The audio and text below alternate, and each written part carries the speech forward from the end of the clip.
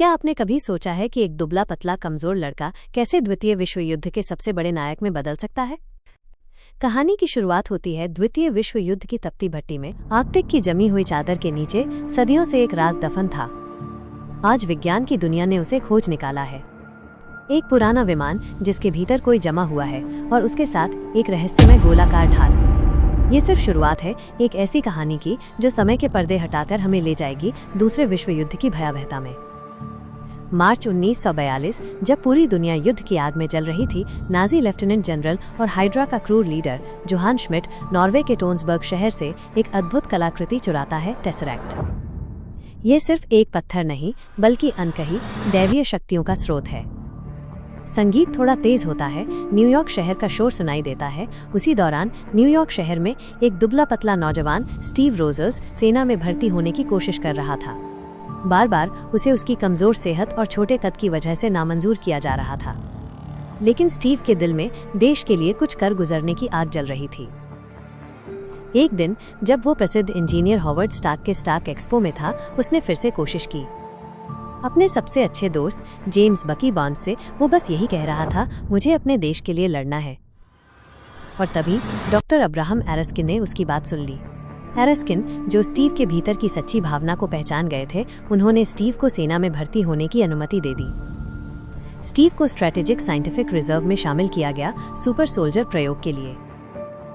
इस मिशन में एरस्किन के साथ स्टार्क, कर्नल चेस्टर फिलिप्स और British MI6 agent Peggy Carter भी शामिल थे।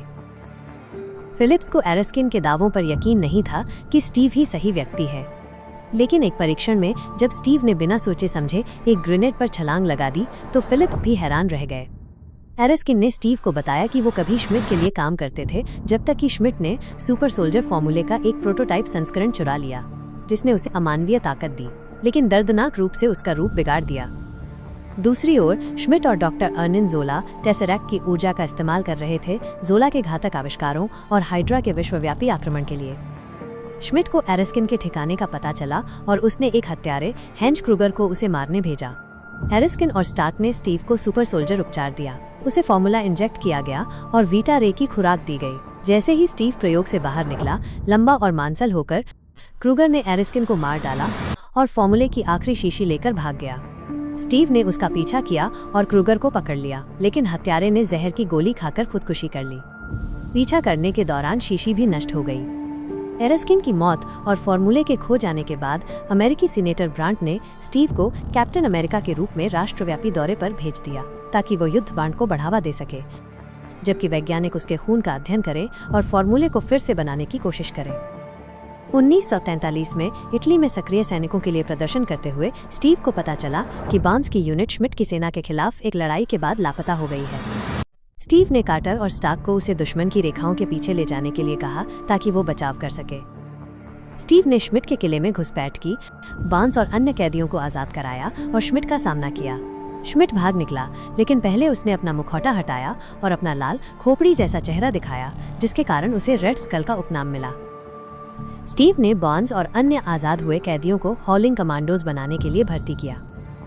स्टार्क ने स्टीव को एक गोलाकार ढाल दी जो दुर्लभ, लगभग अविनाशी धातु वाइब्रानियम से बनी थी। स्टीव और उसकी टीम ने हाइड्रा के विभिन्न अभियानों को तोड़ा, जबकि वो और कार्टर एक दूसरे के प्यार में पड़ने लगे। 1945 में टीम ने जोला को ले जा रही एक ट्रेन पर हमला किया। उन्होंने उसे पकड़ लिया, लेकिन बार्न्स ट्रेन से गिर गया और उसकी कथित मौत हो गई। जोला से निकाली गई जानकारी का उपयोग करते हुए हाइड्रा का अंतिम गढ़ ढूंढ लिया गया और स्टीव ने श्मिट को प्रमुख अमेरिकी शहरों पर WMD का उपयोग करने से रोकने के लिए एक हमला किया। स्टीव श्मिट के सुपर बॉम्बर पर चढ़ गया जैसे ही वो उड़ान भर रहा था। बाद की लड़ाई के दौरान टेसरैक्ट अपने कंटेनर से आजाद हो गया और श्मिट ने उसे उठा लिया, जिससे अंतरिक्ष में एक पोर्टल खुल गया जिसके माध्यम से उसे खींच लिया गया। टेसरैक्ट विमान से जलकर समुद्र में गिर गया। विमान को बिना उसके हथियारों के विस्फोट के जोखिम के बिना उतारने का कोई रास्ता न देखकर स्टीव ने कार्टर को अलविदा कहने के लिए रेडियो किया और आर्कटिक में दुर्घटनाग्रस्त हो गया। युद्ध समाप्त होने के बाद स्टार्क ने टेसरैक्ट को समुद्र तल से बरामद कर लिया, लेकिन विमान का पता नहीं लगा सके और स्टीव को मृत मान लिया गया। रोजर्स 1940 के दशक के स्टाइल वाले अस्पताल के कमरे में जागता है।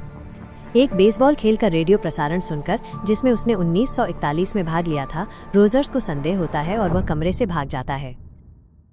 वो खुद को समकालीन टाइम स्क्वायर में पाता है, जहां शील्ड के निदेशक निक फ्यूरी उसे सूचित करते हैं कि वो लगभग 70 सालों से सोया हुआ था। और एक पोस्ट क्रेडिट सीन में फ्यूरी स्टीव रोजर्स से मिलता है और उसे एक ऐसे मिशन का प्रस्ताव देता है जिसके पूरे विश्व पर प्रभाव होंगे। अगर आपको ये कहानी पसंद आई तो कृपया हमारे चैनल को लाइक करें और सब्सक्राइब करना न भूलें।